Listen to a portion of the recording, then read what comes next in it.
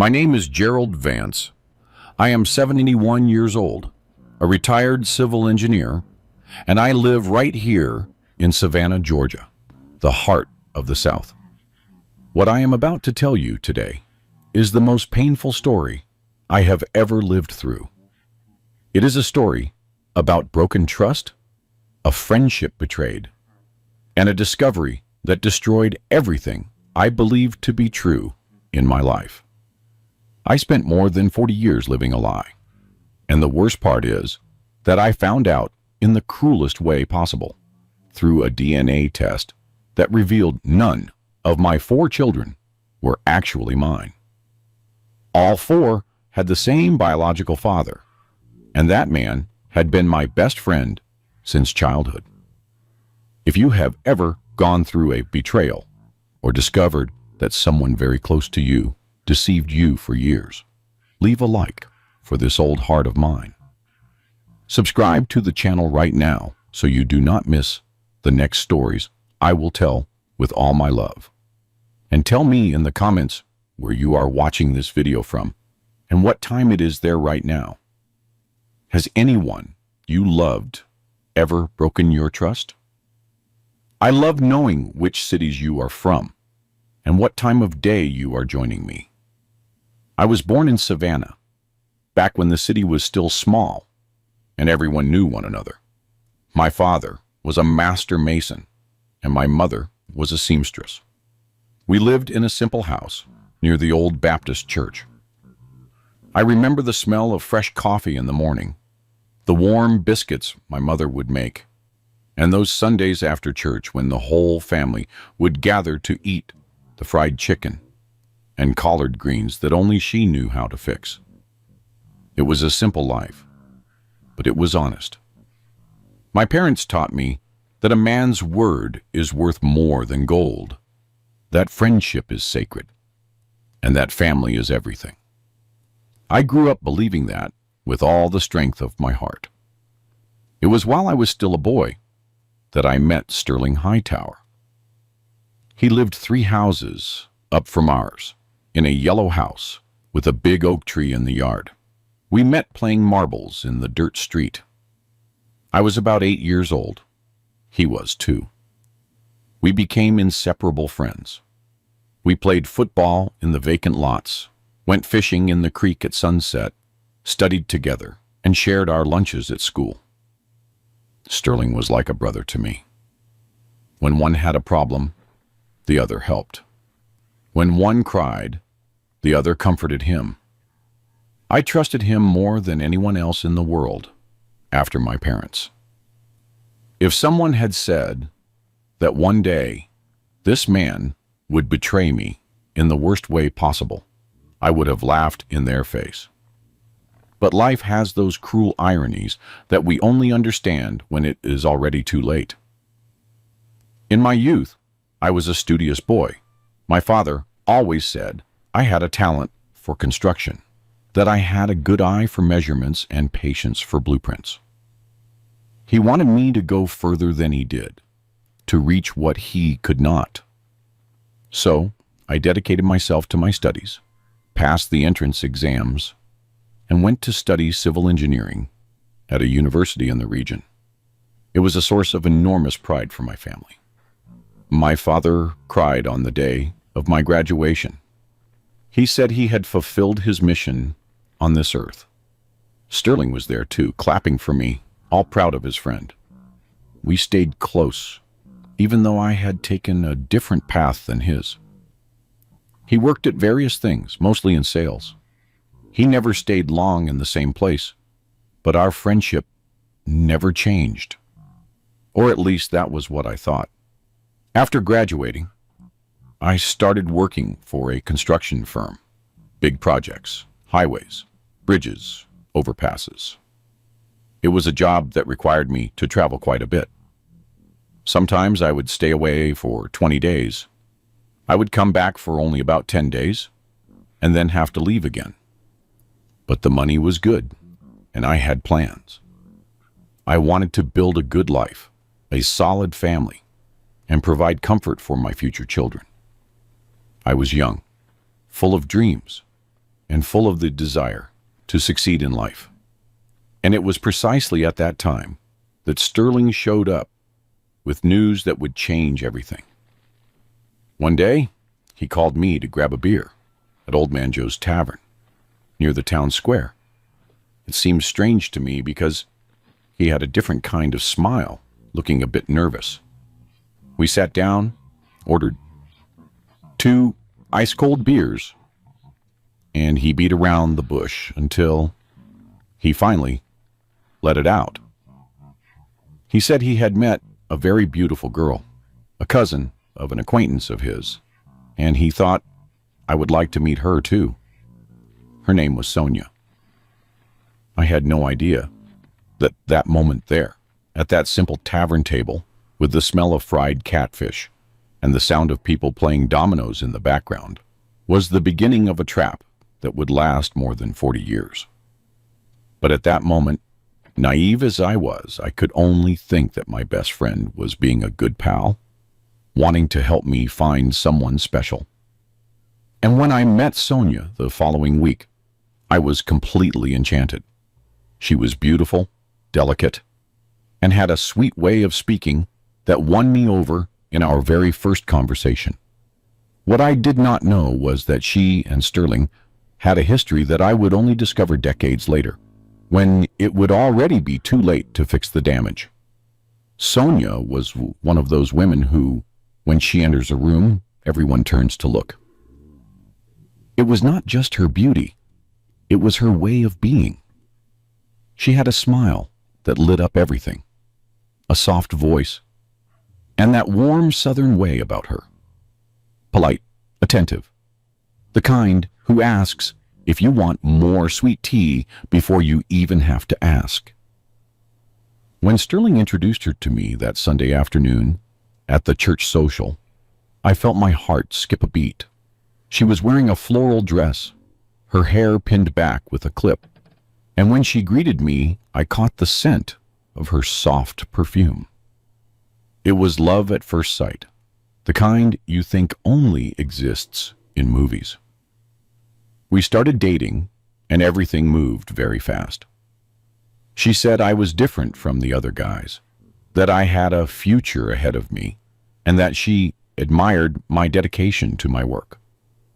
I felt like the luckiest man in the world. I would take her for walks in the park. We ate ice cream at the local parlor.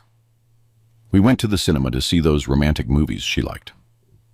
On Sundays after church, we would sit and talk on the park bench, planning the future.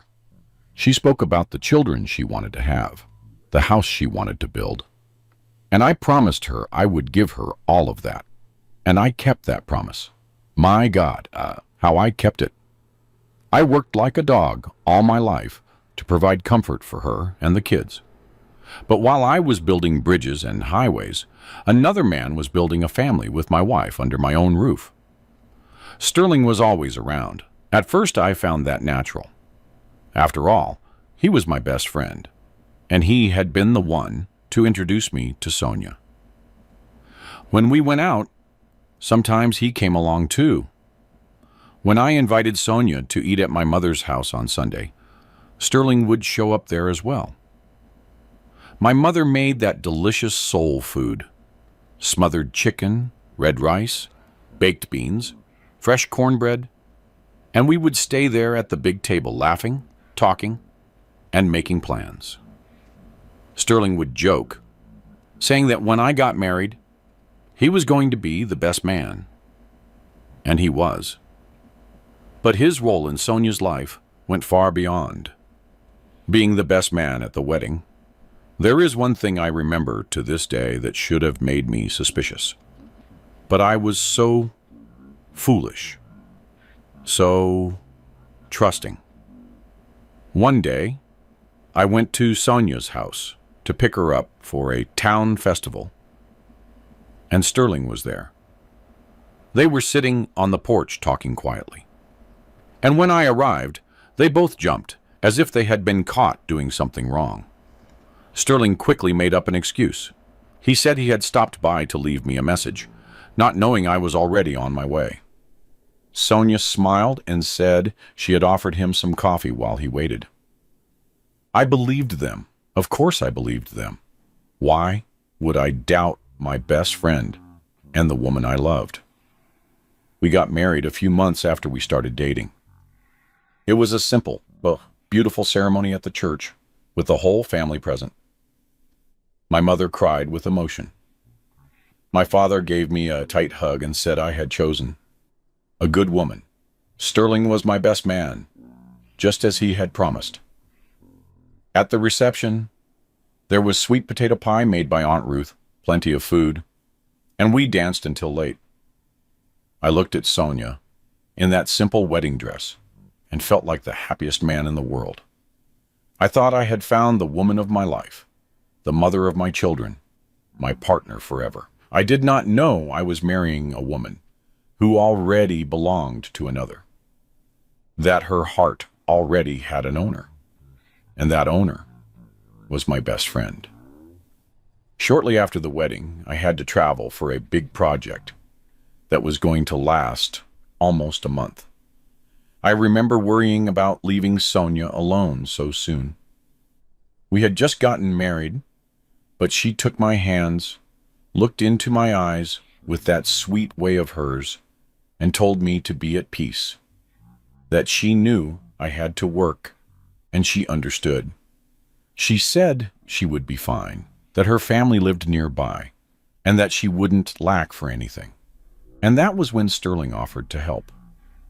He said he could stop by the house every now and then to see if everything was okay, if Sonia needed anything.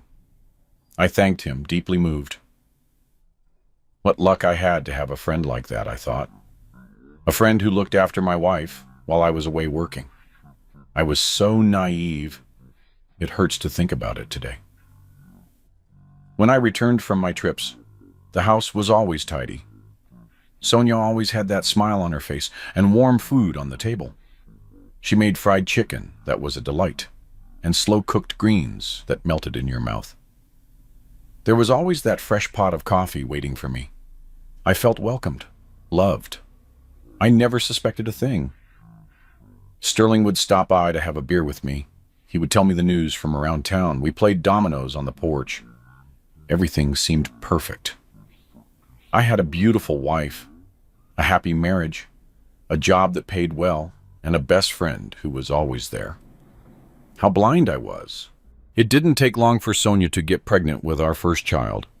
I was over the moon with the joy of becoming a father. My dream of having a large, united family was coming true. During the pregnancy, I tried to travel less, but it couldn't be avoided completely. The work demanded it. And every time I had to leave, Sterling was right there, ready to help. He took Sonia to her prenatal appointments when I couldn't. He did the grocery shopping for her, fixed things that broke around the house. I thanked God for putting such a helpful friend in my life. It never crossed my mind that he was doing all that, because the child growing in my wife's womb was his. It was his blood. And I, the fool, was paying all the bills, preparing the baby's nursery, buying diapers and clothes. When Franklin was born, it was one of the happiest days of my life. I held that little baby in my arms, looked at that tiny face, and promised I was going to be the best father in the world, that I would work hard to give him everything good, education, comfort, love, and I kept that promise. But there is one thing that eats at me to this day. Sterling was one of the first to visit us at the hospital. He arrived with flowers and a gift for the baby, all smiles. And when he held Franklin in his arms, I saw a different emotion in his gaze, an emotion too strong to be just from a godfather. But I didn't want to see. I didn't want to see what was right in front of me. The years went by, and I continued to travel a lot for work.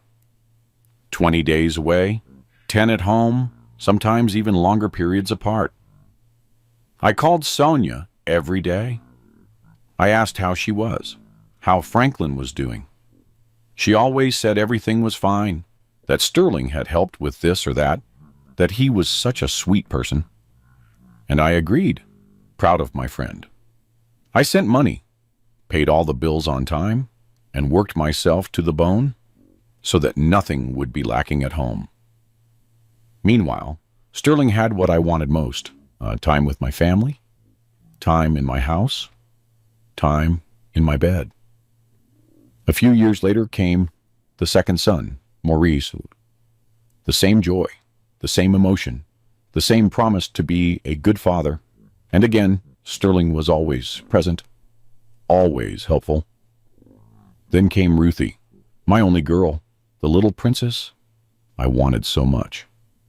And finally, Vincent, the youngest. 4 beautiful children I loved more than my own life. I worked like a madman to give them everything. I paid for good schools, nice clothes, medicine when they got sick, trips, everything. I was a present father when I was at home, even though I was tired from the travels. I played with them, helped with their homework, took them to the park. But there was one thing that always bothered me deep down, a small thing I tried to ignore. None of my 4 children looked like me. I would say that to Sonia sometimes, half joking, half serious.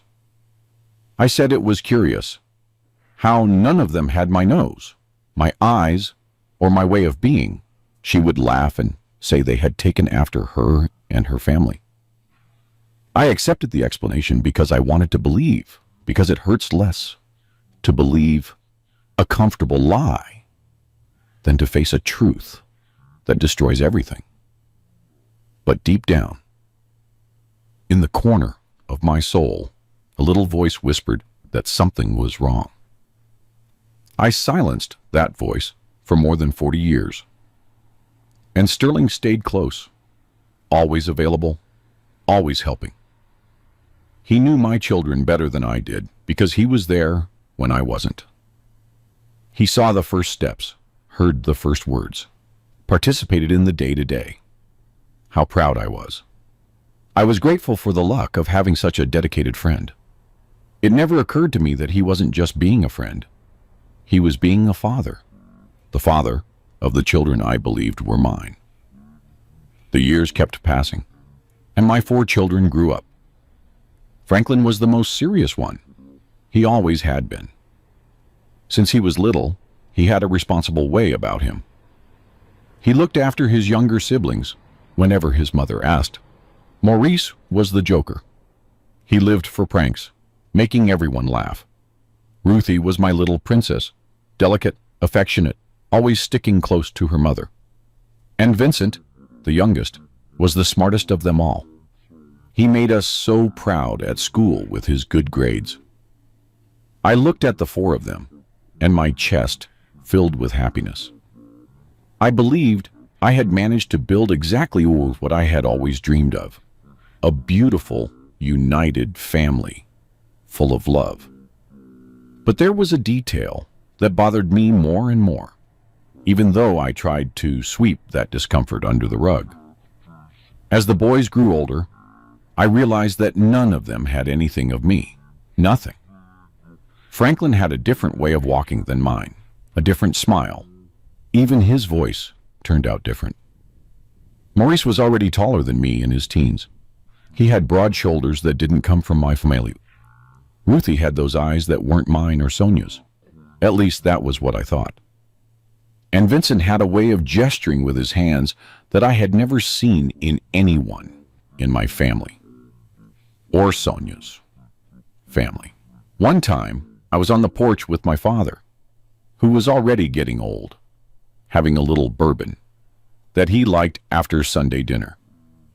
He sat there, watching the boys playing in the yard, and let out a sentence that kept hammering in my head. "It's curious, Gerald. Your boys don't look anything like you, do they? Not the nose, not the way of being. They all took after their mother." I laughed awkwardly and agreed. But that hurt. My own father had noticed it. And if he had noticed, Was it possible that other people noticed it too? Was there gossip going on behind my back? But I pushed those thoughts far away. After all, I loved my children with all my heart. They were my life, my reason for working hard, for enduring those long trips that kept me away from home. I would arrive from the construction sites exhausted, my body aching, but it was enough to see their faces running to hug me for all the pain to go away. They called me Dad, gave me goodnight kisses, asked for my advice, and that was all that mattered, right? Or at least, that was what I tried to convince myself of. Sterling remained a constant presence in our lives. He participated in everything. Birthdays for the kids. There went Sterling with gifts and everything. Holiday parties? Sterling and his wife, Mrs. Halloway, always came. Football games for the boys at school. When I couldn't go because of a trip, Sterling went. Ruthie's school play? Sterling was there, recording it with that old camera of his. He was present in all the important moments where a father should be. And I, the fool, thought that was beautiful. I believed I had a brother friend who loved my children as if they were his own. And they were. I just didn't know it. There was a time when Franklin, already a young man, came home with a bad report card from school. He had gotten a low grade in math. I sat down with him to talk, to give him that fatherly lecture, but in a way that wouldn't discourage the boy. I was explaining the importance of studies when Sterling arrived, as he always did.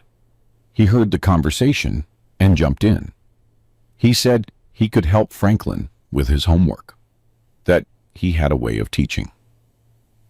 I thanked him, relieved.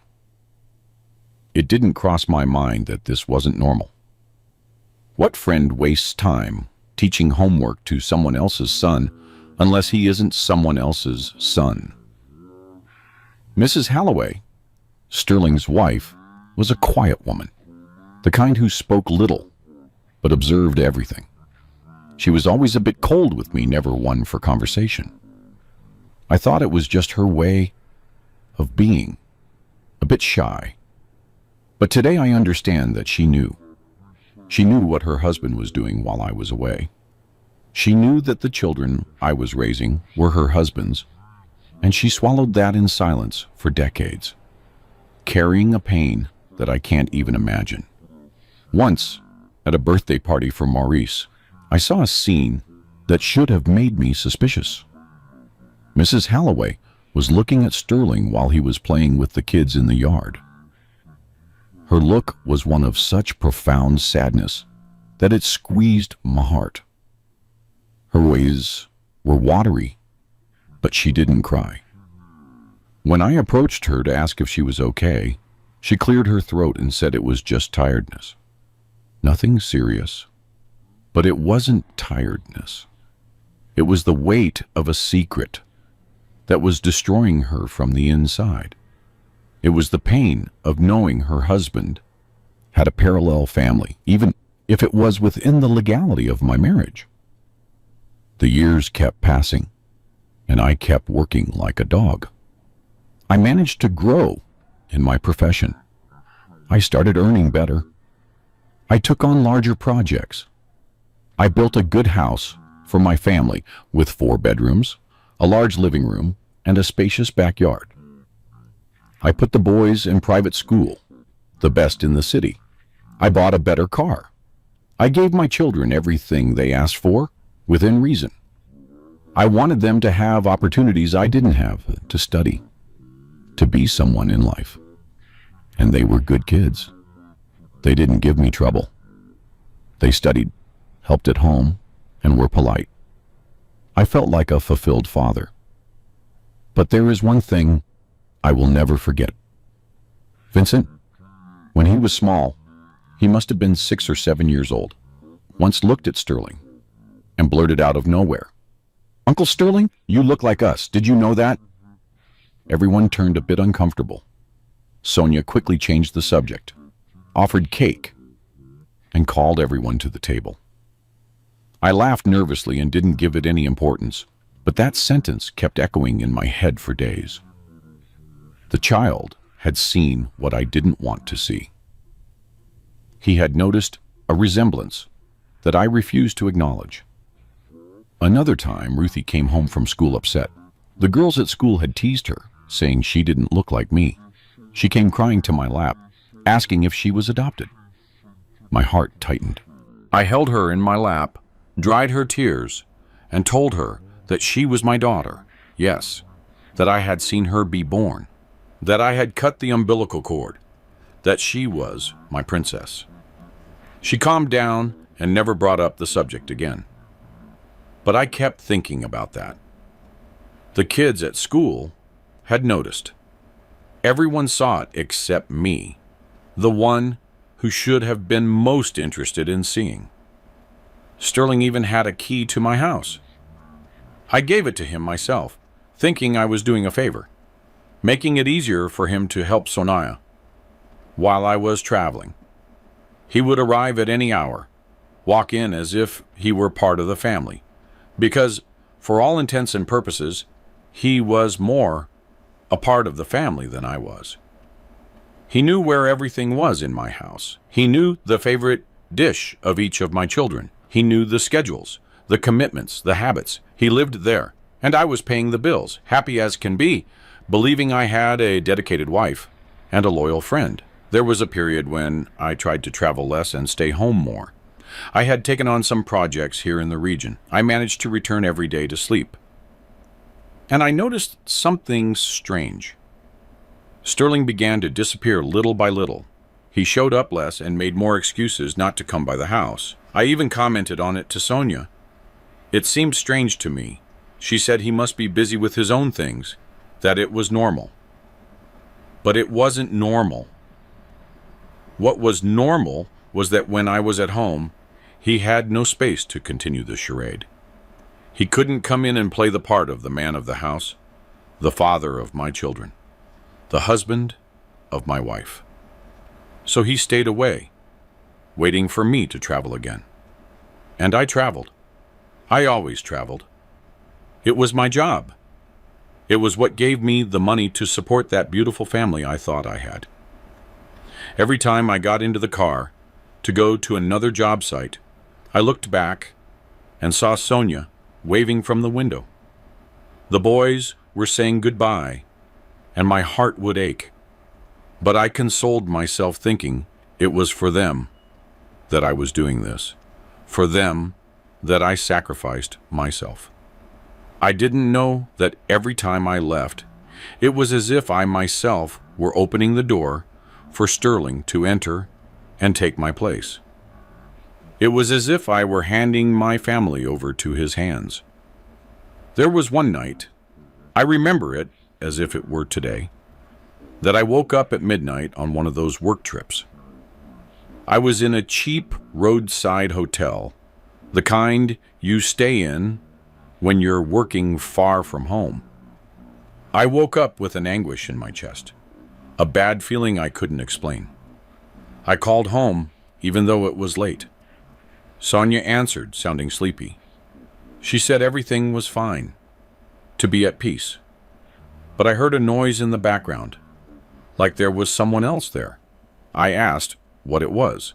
She said it was the television she had forgotten to turn off. I believed her. But today I wonder, was it the television or was it Sterling slipping out the back door? My children grew up beautiful, healthy, and intelligent. Franklin graduated and got a good job. Maurice did too. Ruthie married a decent young man.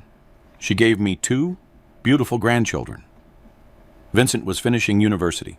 I looked at all of that and thought I had done my part as a father, that I had fulfilled my mission, that I had given love, education, and structure.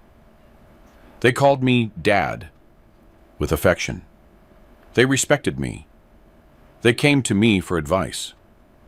But none of them had my blood in their veins. None had my DNA. They were all children of the man I called my brother. And life went on in a routine that seemed perfect on the outside, but inside was a lie built over decades. Sonia and Sterling were living this strange dance where I was the only one who didn't know the steps. Until one day, destiny decided to reveal the truth in the worst way possible. And when the truth appeared, it didn't come alone. It came with a pain so great, it made me question everything I thought I knew about love, loyalty, and family. When I retired, I thought I would finally be able to enjoy life at home, enjoy the family, and see the grandchildren grow up. I had worked my whole life, spent years and years traveling, sleeping in cheap hotels, eating roadside diner food, far from everything I loved. Now was my time to rest, to be close to my own, to make the most of every moment. But do you know what happened? The more time I spent at home, the more I noticed things that had previously gone unnoticed. Small details that started coming together like pieces of a puzzle I didn't want to solve. Sterling had become more distant after I retired. It wasn't an abrupt distance. It was a subtle thing, but I noticed. He who used to show up almost every day began to come only once in a while, always with some excuse. That he was busy, that he had a commitment, that he didn't feel well. Sonia also became different, more nervous, more withdrawn. Sometimes I caught her looking at me with a strange expression, as if she had something weighing on her conscience. When I asked if everything was okay, she would give that forced little smile and say yes, it was just tiredness. One afternoon, I was organizing some old papers in the closet. Old documents, photos, the kind of things you keep for years without even looking at them.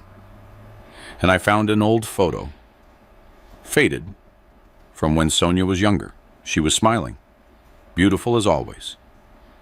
But there was one thing in that photo that caught my attention.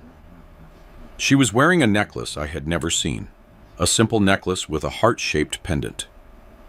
I showed her the photo and asked about the necklace.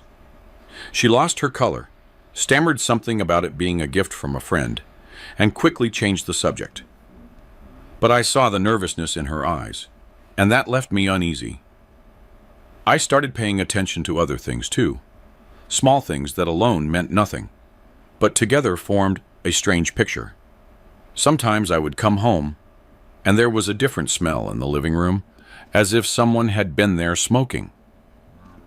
But neither I nor Sonia smoked. When I asked, she said, "It must be from the street, from the neighbor." Once I found an ashtray with a cigarette butt on the back porch. I never smoked. Sonia never smoked. But Sterling smoked. He always smoked those cheap, filtered cigarettes. The children also started leaving me with a nagging doubt. It wasn't anything they did on purpose, but they were random comments. Things they said without realizing the importance. Maurice once mentioned that Uncle Sterling had taken him fishing when he was a kid, on a weekend when I was traveling. But the way he told it was as if it were a very special, very intimate memory. He spoke about the advice Sterling had given him that day about how to be a man, about life. That hurt me because Sterling was giving fatherly advice to my son. Ruthie also let slip once, by accident, that when she was a teenager and had fought with me over a boyfriend, she had gone to cry to Uncle Sterling, that he had talked to her, calmed her down, and given her advice. I kept turning that over in my head for days. Why did my daughter seek out Sterling to vent instead of her mother, or waiting for me to return from my trip? What was the connection she felt with him that made her trust him so much? Franklin had a way of turning his head when he was thinking. That reminded me of someone, but I couldn't identify who. Until one day, Sterling came to the house, sat on the porch with me for a beer, and made exactly the same movement.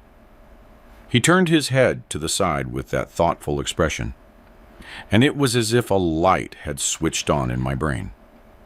Franklin made that identical gesture. And it wasn't just Franklin. Maurice had a way of furrowing his brow that was identical to Sterling's. Ruthie had that same half smirk, and Vincent gestured with his hands the same way Sterling did when he spoke excitedly. I started to become obsessed with these resemblances. I spent hours on the porch drinking my coffee, watching my children when they came to visit, trying to find something of myself in them. Some feature, some gesture, some characteristic that said, "This is Gerald's son." But I found nothing. Nothing. It was as if I were a stranger who had raised someone else's children. And the worst part is that I saw that someone else every week. I sat at the same table, shared a beer, and called him friend. One night I couldn't sleep. I kept tossing and turning in bed, with my head burning with thoughts I didn't want to think. Sonia was sleeping beside me with that soft breathing. I looked at her and wondered, do I really know this woman? Were these years of marriage real?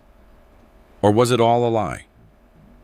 I got up, went to the living room, sat on the sofa in the dark, and for the first time in my life, I let doubt truly enter my heart.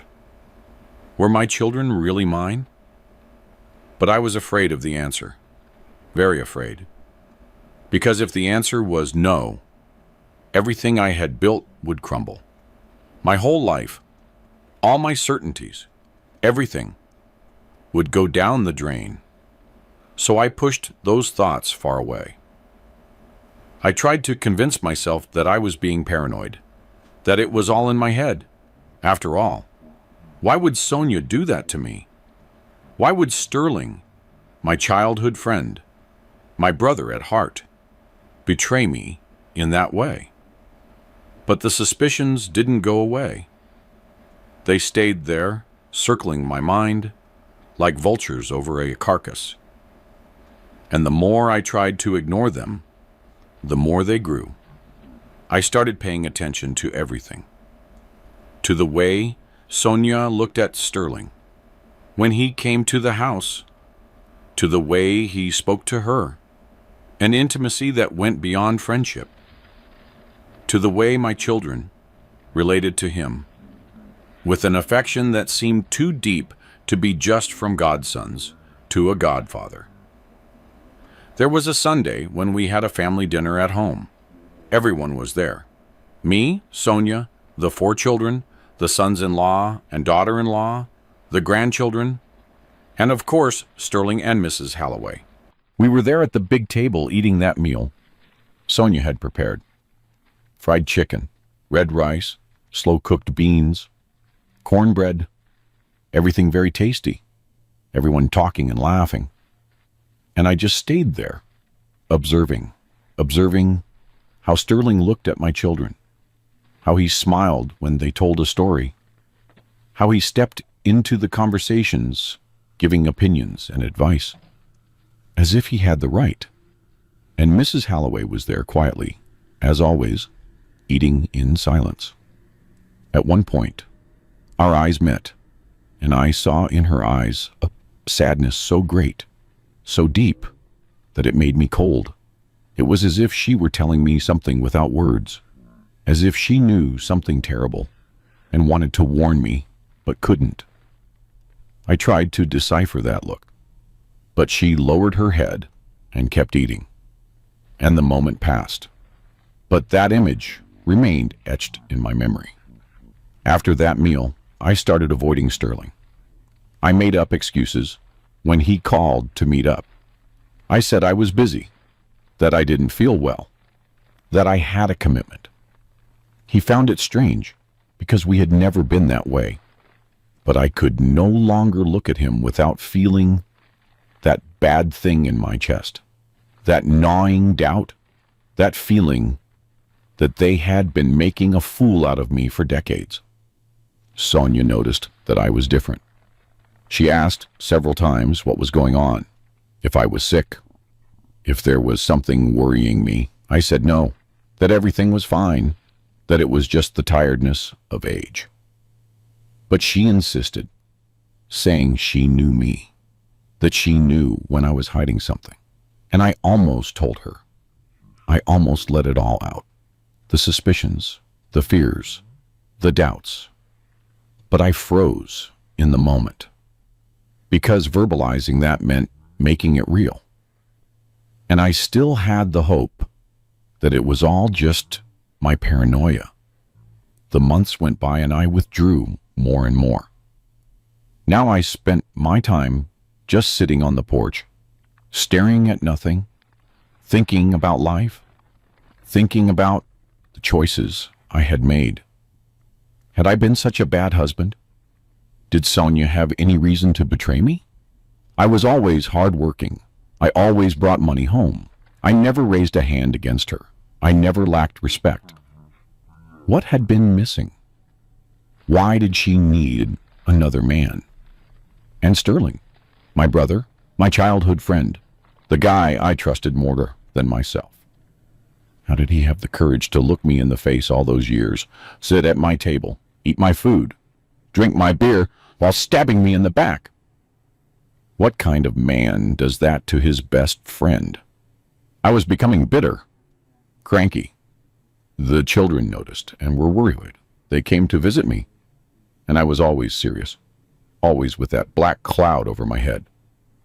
They asked if I was okay, and I lied. I said yes, but I wasn't.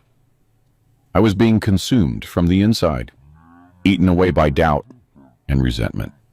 And the worst part is that I didn't have the courage to seek the truth, because deep down, very deep down, I already knew what it was.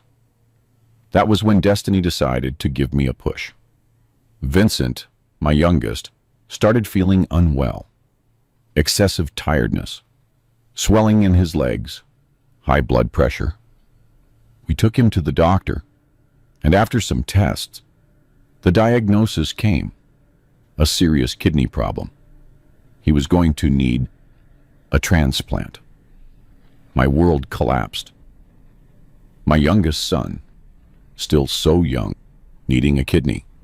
The whole family mobilized to do compatibility tests. Me, Sonia, the siblings, everyone wanting to help, wanting to save Vincent.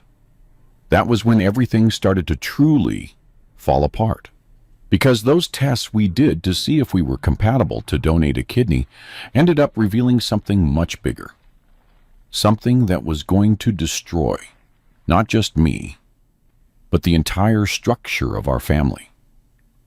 And when that phone rang with the lab on the other side of the line, I still had no idea that my entire life was about to change in a matter of seconds.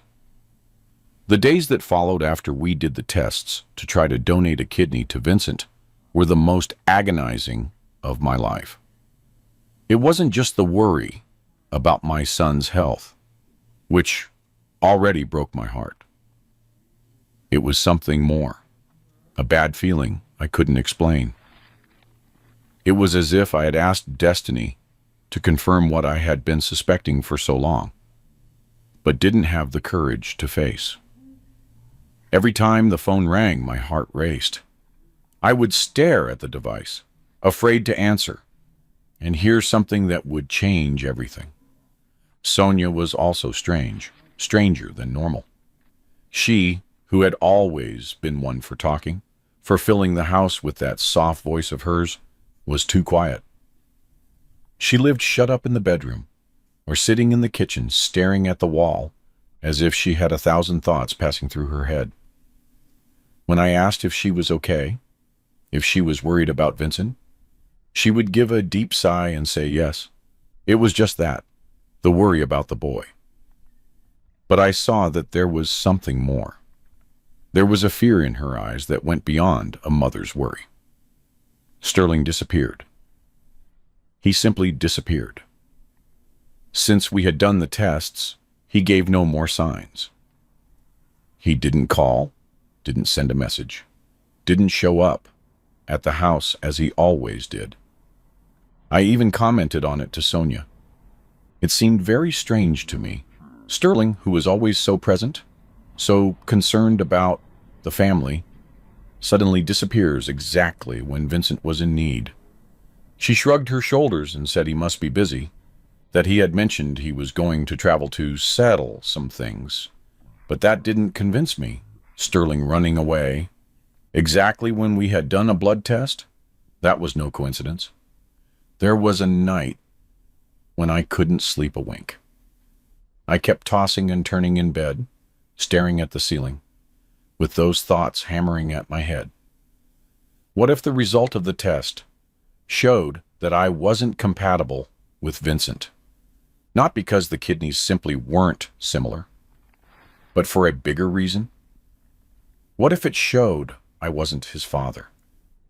But at the same time, a part of me tried to cling to the hope that I was exaggerating, that my head was creating things that didn't exist. After all, I had seen the four of them be born. I had held each one of them in my arms while still in the maternity ward. I had cut the umbilical cord for Franklin and Maurice. How could I not be the father? The next day, Sonia was even more nervous. She spilled the coffee at breakfast, something that never happened. She, who was always so careful, so precise with household things, was pacing from one side to the other without getting anything done. She would grab one thing, put it down, grab another. I sat her in a chair and took her hands. I asked what was happening, why she was like this. She looked at me with those eyes full of tears and said she was afraid of losing Vincent, that she wouldn't be able to take it if something happened to the boy. I hugged her and told her everything was going to be fine, that God was going to help us. But inside, I had a horrible feeling that something much worse than Vincent's illness was about to be revealed. The other children were also apprehensive. Franklin called every day asking if the result had come out. Maurice stopped by the house about 3 days in a row just to see if there was news. Ruthie came over with the grandchildren, thinking it would distract me, cheer me up. Everyone was united, everyone, wanting to help their younger brother. I looked at the four of them, at my four beautiful children, and thought, am I going to lose them? Is it possible that when the truth comes to light, they will hate me for some reason I don't even know yet? Nearly 2 weeks passed before the phone finally rang. It was a Thursday afternoon. I remember it well because it was the day I always went for my walk in the park. I had just returned. I was taking off my sneakers on the porch when I heard the phone ring inside. Sonia answered. I heard her say, "Hello," with a trembling voice. Then she went quiet. I only heard her saying, "Yes, I understand." Okay. When she hung up, she came to the porch. She was white, with no color at all in her face. She said it was from the lab, that they wanted to talk to me, that it was about the results of the tests. They asked that I go there in person, that they needed to talk. My world stopped at that moment. Why did they want me to go there?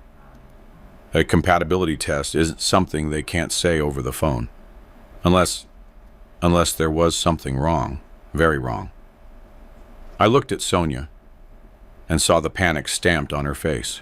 She knew. In that moment, I was certain. She knew what that test was going to reveal, and she was terrified. I went to the lab early the next morning. I didn't even sleep well that night. Sonia offered to go with me, but I told her no. I would go alone.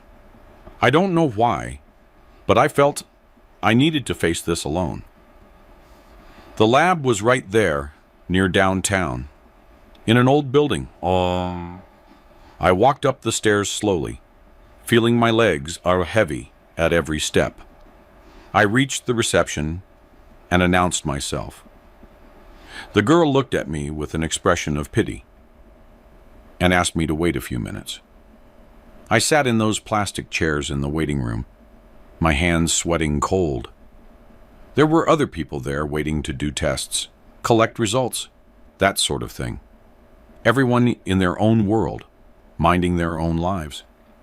No one had any idea of the storm that was about to fall on me. I kept staring at the old magazines on the table, the pictures on the wall, the clock that seemed to move slower than normal. Every second was an eternity. After about 15 minutes that seemed like hours, a door opened and a doctor appeared. A middle-aged man in a white coat, with a folder in his hand and an expression that was far too serious. He called my name and asked me to enter his office. My heart was beating so hard, I thought it was going to come out of my mouth. I entered that small office with a desk, 2 chairs, an old computer, and some diplomas on the wall. The doctor closed the door behind me and asked me to sit down. He pulled up his chair, put the folder on the desk, and stared at me for a few seconds. Then he gave a deep sigh, the way someone does when they have to give bad news and doesn't know where to start. He opened the folder, looked at the papers, then looked at me again, and finally spoke in a low, serious voice. "Mr. Vance, I need to speak with you about the results of the tests. It's a delicate situation." My mouth went dry. I tried to speak, but the words wouldn't come. I nodded my head, authorizing him to continue. He took another deep breath and let it out. "You did the compatibility test to donate a kidney to Vincent, correct?" I nodded again. He continued. "Well, during the analysis process, we also perform relationship verification. It's protocol, and I'm sorry to inform you, but the test showed that you are not the biological father of Vincent." The world collapsed. It simply collapsed. I had imagined it. I had suspected it. But hearing that said out loud in plain English by a doctor looking at a scientific paper was like receiving a punch to the stomach. I ran out of air. I gripped the arms of the chair tightly so as not to fall. The doctor stared at me with pity, waiting for me to process the information. After a few seconds that felt like a lifetime, I managed to release the words that had formed in my mind. "And the other 3? My other 3 children, doctor, is it possible? Are they mine?" My voice came out trembling, broken. The doctor looked at me with an even more serious expression and replied, "Mr. Vance, we have in our system the data from all the tests that were performed recently for the donation. Your other 3 children also participated in the tests, and I verified them. I can confirm the data if you wish." I nodded my head, even though I knew I didn't want to hear what was coming. But I needed to know. After so many years of suspicion, doubt, and anguish, I needed the truth, however painful it might be. The doctor opened another page in the folder and read out loud, each word falling like a hammer blow on my chest. "Franklin, Maurice, Ruthie, and Vincent. None of them are your biological children. None. None of the 4. I had imagined that maybe Vincent wasn't mine. Maybe one of them. But the 4 of them. The 4 children I had raised, whom I had loved, for whom I had worked my entire life to support. None of them were mine. It was impossible. It was madness." But the doctor continued, and what came next was even worse. "And there is something more, Mr. Vance. From the DNA test, all 4 have the same biological father. It is the same man. A man who had a relationship with your wife during all those years and fathered the 4 children. 40 years. More than 40 years of marriage. 4 children. And they were all from another man. from the same man. I was not the father of any of them, and someone, one single man, was the father of all of them. For decades, while I worked like a dog, traveled, and killed myself to support my family, that man was there fathering children with my wife. One child, then another, and another one more, 4 times. And I was raising them all without knowing anything. I managed to ask, my voice coming out almost in a whisper, "Is it possible to know who the father is?" The doctor shook his head and explained, "The DNA test doesn't identify the person by name, only by genetic compatibility. But if you have a suspicion of someone, if you can bring a blood sample or genetic material from that person, we can make the comparison and confirm." And it was in that moment that everything clicked in my head. All the pieces of the puzzle came together at once. Sterling always present, Sterling with a key to my house, Sterling taking care of my children when I traveled, Sterling disappearing just now.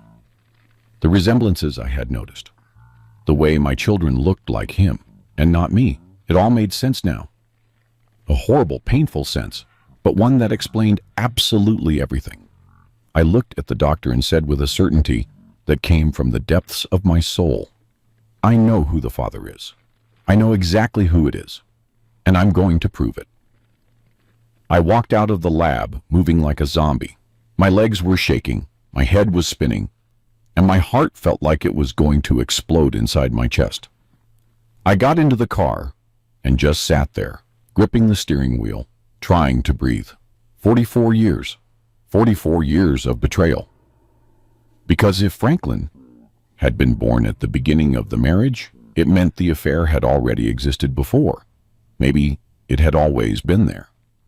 Maybe Sonia was never truly mine. But I needed proof. I needed to confirm it was Sterling. It wasn't that I had any doubt, but I needed to see it in writing. I needed the scientific paper saying that my best friend, my brother, had stabbed me in the back for more than 4 decades. I called Sterling. He answered, sounding surprised since I had been keeping my distance. I made my voice as firm as I could and said, "Friend, we're getting old, aren't we? How about we go for a full checkup, blood work, all that? Let's take care of our health." He hesitated for a few seconds, but agreed. I scheduled it for the next day. The night at home was hell. Sonia asked what the doctor had said. I told her it would take a few more days for the full result to come out, that the lab was verifying some things. She stared at me with those eyes full of fear, as if she knew the whole charade was about to collapse. We ate dinner in silence. I couldn't look at her. Every time I saw her face, I saw the lie. 44 years of a lie. The next day, I took Sterling to the lab. He was still a bit suspicious, but I made up a story that my doctor had recommended it, that it was a preventive thing, that men our age had to take care of themselves. He did the blood test. I said I would pick up the result later and bring it to him. He agreed and left. As soon as he left, I explained the situation to the doctor. I asked them to compare Sterling's DNA with that of my 4 children. 3 days later, the phone rang. "Mr. Vance, we have confirmed it. Mr. Sterling Hightower is the biological father of all 4. Franklin, Maurice, Ruthie, and Vincent. All 4 are his children. There is no margin of error. The compatibility is 99.9%. I hung up the phone and cried. I cried like I hadn't cried since my father died. I cried out of rage, pain, and humiliation. 44 years of being made an idiot.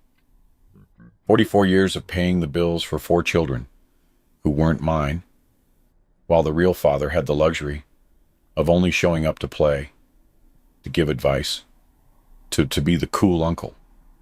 I was the bank, the fool who worked like a dog while the other man slept with my wife and raised his family in my house. I called Sterling. I said I needed to talk to him urgently. He came.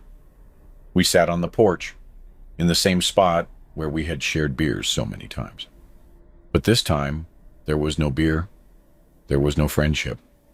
There was only the truth. I looked him in the eyes and let it out. I know everything, Sterling. I know you are the father of my 4 children. I did the DNA test. It's all proven. He turned white. He tried to deny it. Gerald, what madness is this? What are you talking about? I threw the lab papers in his face. It's right here, in black and white. Franklin, Maurice, Ruthie, Vincent, and all yours. None mine. 99.9% certainty. You are their father, Sterling. He collapsed. He literally collapsed. His hands started shaking. His whole body. He tried to speak, but he couldn't. He just sat there, staring at the papers in shock. I continued, my voice full of hatred. How long, Sterling? How long have you been sleeping with my wife? How long have you been making a fool out of me? He swallowed hard and whispered, almost without a voice, Since before you two got married. I stood up from the chair with the urge to tear him in two. Before? You were with her before, and yet you introduced her to me? You two planned this. He raised his hands, trembling. It wasn't like that, Gerald. Let me explain. I met her first. We dated. But I was poor. I had nothing to offer. You were an engineer. You had a future. She chose you for the money. But we never stopped seeing each other. 44 years. 44 years. You two, deceiving me. And the children. The 4 children. You watched me raise your children. And you never felt shame. He started to cry. I loved her, Gerald. I always loved her. And I loved the boys. But they were yours too. You were their father for real.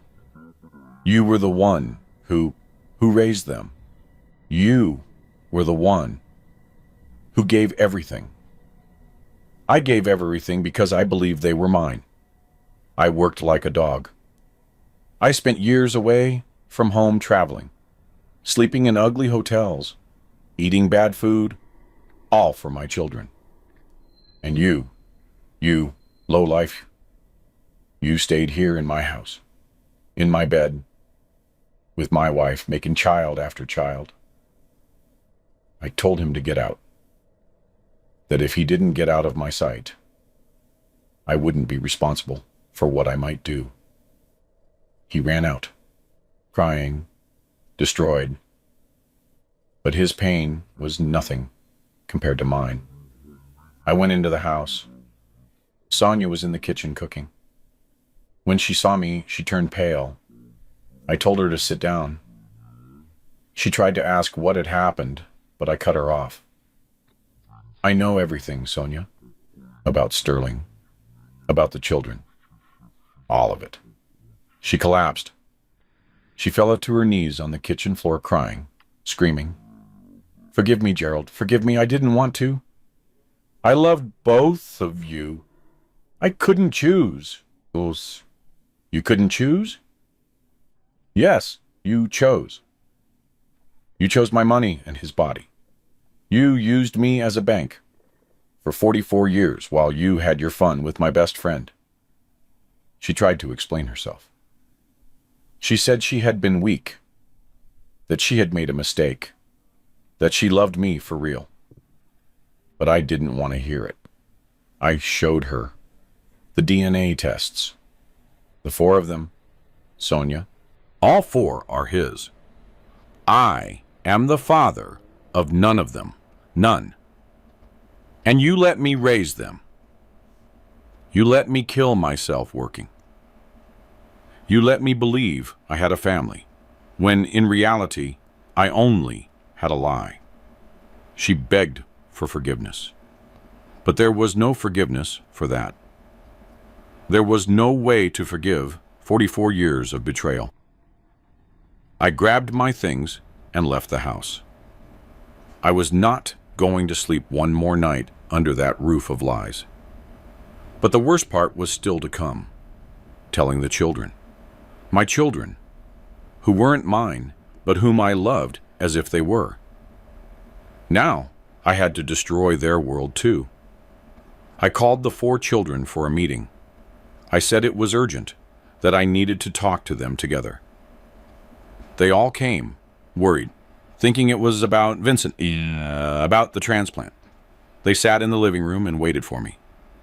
I looked at each one of them, at Franklin, my firstborn, at Maurice, the Joker, at Ruthie, my princess, at Vincent, the youngest, my children.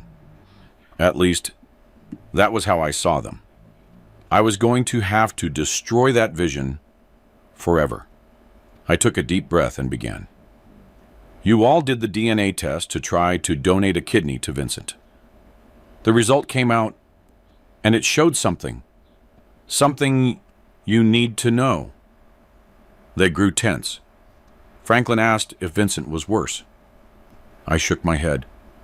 It's not about his illness. It's about parentage. I handed the lab papers to Franklin. He read them, looked confused, and passed them to the others. One by one, they read, trying to understand, until it clicked. Maurice was the first to speak, his voice trembling. What does this mean, Dad? It means I am not the biological father of you all, none of you. All 4 are the children of another man, and that man is Sterling. Silence. A heavy, suffocating silence. Ruthie started to cry softly. Vincent turned white and ran to the bathroom. I heard him retching. Franklin and Maurice just stared at me, as if I were speaking another language. That's a lie, Maurice shouted, standing up from his chair. That's a lie. You are our father. Biologically, no, son. The test doesn't lie. Sterling, the one you call Uncle, who was always so present, is your biological father. He and your mother betrayed me for more than 40 years. All of you are the fruit of that betrayal. Ruthie screamed, No, it's not true. Mom wouldn't do that. But I saw in her eyes that she knew it was true. Maybe she had always known deep down. Vincent returned from the bathroom, wiping his mouth, his eyes red. And Mom? She knows? She always knew? Do you think she didn't know whose children you were? She knew from the beginning and deceived me all these years. Franklin, who had always been the most controlled, the most centered, broke down. He started crying like a child. How? How did she do this to us? How did he do this? Uncle Sterling was like a second father to us. He was your father, only no one told me. They stayed there with me for hours, crying, shouting, trying to process that bombshell. They, too, had been deceived. They had grown up believing that the dear uncle was just a family friend, when in reality he was their father. And they had grown up loving me as their father, when I was nothing more than a foolish engineer who paid the bills. But do you know what happened? After the dust settled, after they talked among themselves, after they cried all they had to cry, the 4 of them came to me together. And Franklin spoke in a firm voice. You are our father. It doesn't matter what those papers say. You were the one who raised us. You were the one who stayed up late when we were sick. You were the one who worked all your life to give us the best. You were the one who taught us to walk, to read, to be good people. Sterling is only biological, but you are our real father. I broke down. I fell into crying with them.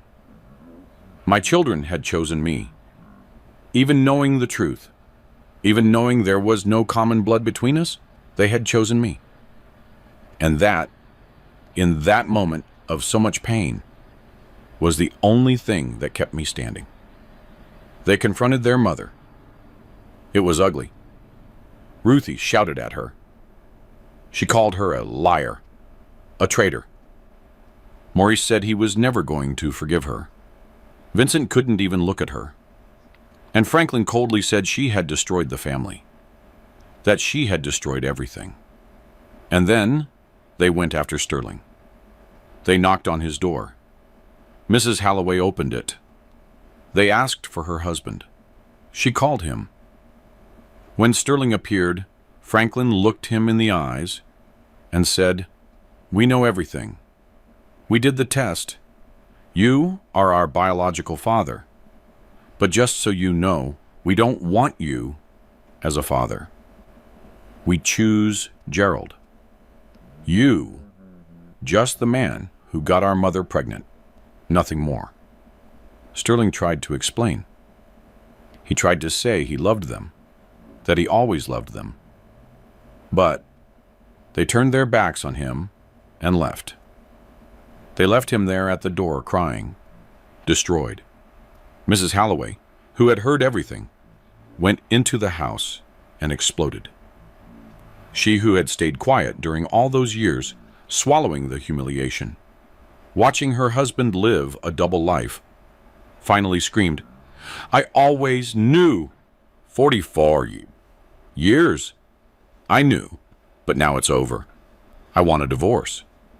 She filed for separation that same week. She took the house, she took the pension, she took everything. Sterling was left with nothing. No wife, no children, no friend, only with guilt and shame. I also filed for divorce. There was no way to continue. 45 years of marriage based on a lie are worth nothing. My lawyer was good. He managed to prove marital fraud. Sonia got almost nothing. She ended up in a small rented apartment, living on a meager pension. The children barely speak to her. They visit her once in a while out of obligation. But the love, the respect, all of it is gone. I sold the house where we lived. I couldn't set foot in there without feeling sick. I bought a smaller, simpler apartment near Franklin. I started a new life, a real life, without lies. And the children continued to be my children. They come to visit me every Sunday. We eat together, we talk, we laugh. Ruthie brings the grandchildren. Vincent, after getting a donor kidney, is doing well in health. Maurice got married. Franklin was promoted at work. Life went on without Sterling, without Sonia, but with us, the real family. Sterling tried to approach his biological children a few times. He sent messages, he called, he asked to talk. But they blocked him. They said he lost the right to be a father when he chose to be a lover and a traitor. He has 4 biological children in the world, but none of them want him. He died as a father before he died as a man. Sonia lives alone. The children fulfill the bare minimum. They call on her birthday, on Mother's Day, but it's protocol. There is no love. She lost her family when she chose betrayal. And I lost 44 years of my life to a lie. But I gained 4 real children. Children who chose me not because of blood, but because of love. And that, in the end, is worth more than any DNA. Today, when I look back at everything that happened, I see things in a different way. The pain is still here. I won't lie. 44 years of betrayal don't get erased from memory. Every time I remember the years I spent traveling, working like a madman, believing I was building a family, and then finding out I was actually paying the bills for another man's children, my chest tightens. But at the same time, I learned something that might be the most important lesson of my entire life. A father isn't the one who makes the child. A father is the one who raises them. Who wakes up in the middle of the night when the child has a fever? Who teaches them to walk, to ride a bike, to be a good person? Who works hard to put food on the table, clothes on their back, a roof over their head? Who gives advice? Who disciplines when necessary? Who hugs when things are hard? Who is present? That is being a father. The rest is just biology. Sterling may have the blood of my 4 children running in his veins, but he was never a father. He was just a man who got my wife pregnant 4 times. A man who hid behind my friendship to live a lie. He had the easy part, the good part, showing up to play, to laugh, to be the cool uncle. I had the hard part. I had to work, support, educate, and discipline. And in the end, when the truth came to light, my children chose me. They chose the one who stayed. They chose the one who loved for real. Some people ask me if I regret raising them, if I regret working so hard for children who weren't mine. And the answer is no. I don't regret a single second, because those 40-something years weren't lost. They were years of true love. Love that I gave and love that I received. What was a lie was the marriage. What was a lie was the friendship with Sterling. But the love for my children was always real, and their love for me is too. Sonia lost everything. She had everything in her hand: a hardworking, faithful husband who loved her, 4 wonderful children, a good house, comfort, security. But she wanted more. She wanted the thrill of betrayal. She wanted the lover and the husband at the same time. And in the end, she was left with neither. Sterling didn't want to stay with her after everything came to light, and I, of course, sent her away. She reaped exactly what she sowed: solitude. Sterling also reaped what he sowed. He lost his wife, Mrs. Halloway, a woman who had stayed quiet through the humiliation for decades. He lost his best friend, which was me. He lost his biological children, who rejected him. And he lost his dignity. Today he lives alone, bitter, carrying the weight of guilt. He has 4 living children, but it's as if he has none, because none of them want to know anything about him. He died as a father while still breathing as a man. And I lost many things. I lost the illusion of a happy marriage. I lost a friend I thought was a brother. I lost the peace of mind that comes from trusting people. But I gained something that is worth more than all of that. I gained the certainty that true love exists.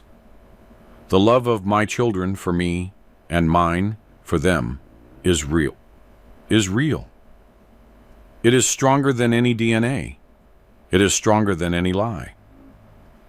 Last Sunday they came here to my house to eat, the 4 of them with the sons-in-law, the daughter-in-law, and the grandchildren. We had a barbecue in the yard. We drank those ice-cold beers. The grandchildren played. We talked. We laughed. It was a perfect day, a day of real family. And when they left, each one gave me a tight hug and said, "I love you, Dad." And I know it's true, not out of obligation, not because of blood, but by choice. Life taught me that family isn't about surnames. It's not about birth certificates. It's not about DNA. Family is about who stays, who chooses to stay when it would be easier to leave, who loves even when they discover there is no blood tie. My children could have turned their backs on me. They could have said I was nothing to them. but they chose me. And that choice is worth more than any biological tie. If this story of betrayal, of choice, and of true love touched your heart the way it touched mine, leave that like to cheer up this old heart. Subscribe to the channel right now so you don't miss the next stories I'll tell with all my love. And tell me in the comments where you're watching this video from and what time it is there now. Have you gone through a betrayal that changed your life? Did you have to forgive someone? Or were you forgiven after a big mistake? This old man is very happy to know who is on the other side listening to me and what part of your day you set aside to hear me out. A big, tight hug, as big as my heart. I could have stayed bitter. I could have surrendered to hatred and resentment. I could have cut ties with everyone and died alone, but I chose differently. I chose to stay with those who chose me. I chose to love those who loved me for real. And I chose to keep going because life didn't end just because a lie was revealed. Life continues. And I continue being a father, the father of 4 wonderful children who don't have my blood, but have all of my heart. The lab called and said I wasn't the father of any of my 4 children, that they were all from another man, my best friend. But you know one thing? The lab can prove DNA. It can prove biology, but it cannot prove love. It cannot measure dedication. It cannot weigh sacrifice. And in those things, the things that truly matter, I am the Father. I always was and I always will be. And in the end, I won because the traitors were left alone, old and abandoned. And I was left with a family that loves me for real, a family that chose me. I'm really glad you're here and that I could share my story with you. If you liked it, show me by liking the video and subscribing to my channel. Let's see how many of us there are. Write in the comments which city you're watching from and what time it is. I'm so curious to know where all you wonderful people are tuning in from.